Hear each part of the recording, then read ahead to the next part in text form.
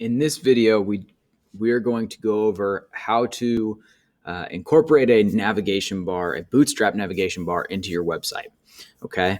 And so we're going to start here in the documentation because this is the most important piece for you to understand is how to use this documentation and read through it and use what you need to make your navigation bar. So I have a link to this navigation bar up at the top of today's slide. Obviously, you could just Google Bootstrap navigation documentation. You'll figure it out. You'll find it. But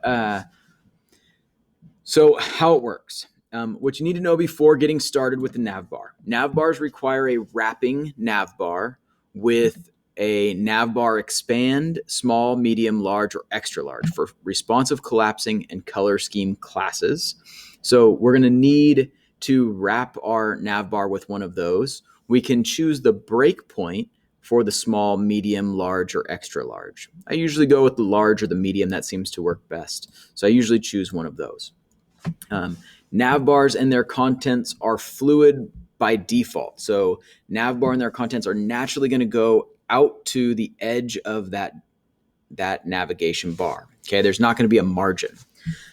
That means that if you have your navigation bar inside of a container, it will go out until the gutters or until those blank margins. If you have it outside of a container on your HTML document, then it'll go full width of the page, which also looks nice. So it's up to you, but you don't need to use a container with a navbar.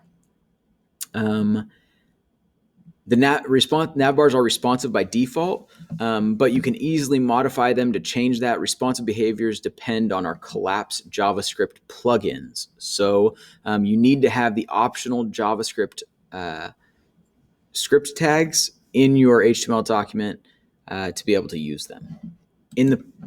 We've already set that up. So we've included these optional JavaScript tags in our navbar.html page, and we're only going to copy and paste above that inside the body.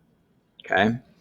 I have a preview of my navbar site open on this tab, and we are going to get started. So let's scroll down here and try to look at some of these navigation bars. This one has a lot of different options. I've got what they call a brand. This is the brand in the upper left-hand corner. These are links. There's a link to different websites. It's got a drop down to even more links. It's showing you an example of a disabled link, meaning it's grayed out. You cannot click on it. They have a search bar and a search button. Those don't really do much in these examples. You'd have to program in what the search button capability actually does. I'm going to look for a little bit more simple one for our first example. So we're going to scroll down. Again, that's the brand. The brand can be an image or a logo. It could be a brand and some text, so that whole thing. And the brand is always stuck to the upper left-hand corner of that navigation bar. Try to make it highlight. It usually links back to the home page.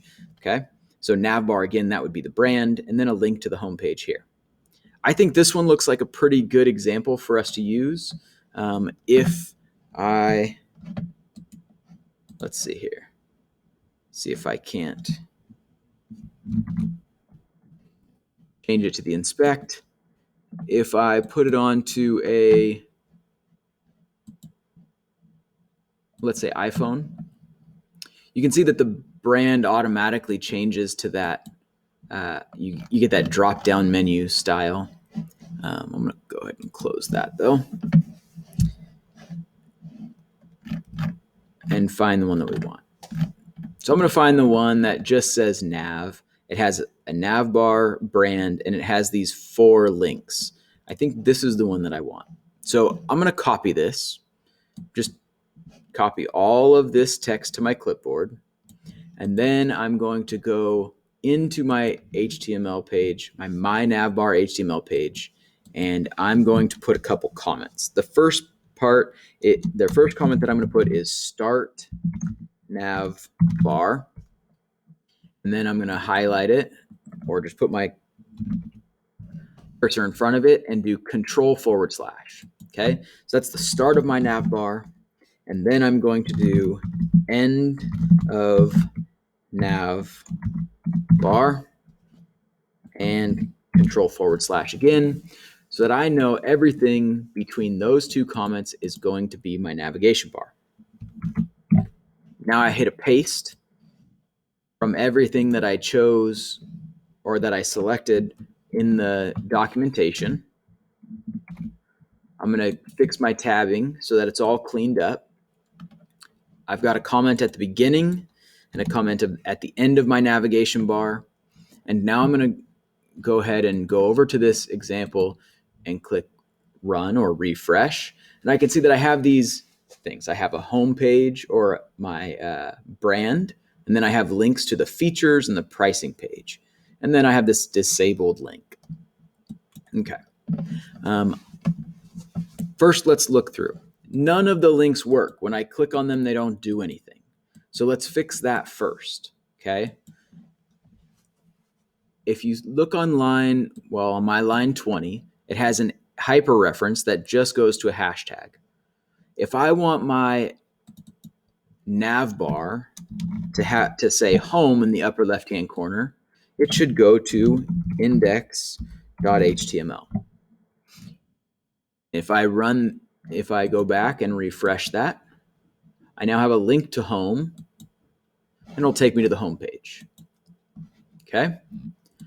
So everywhere that I see that hashtag, I need to think about where should that link to.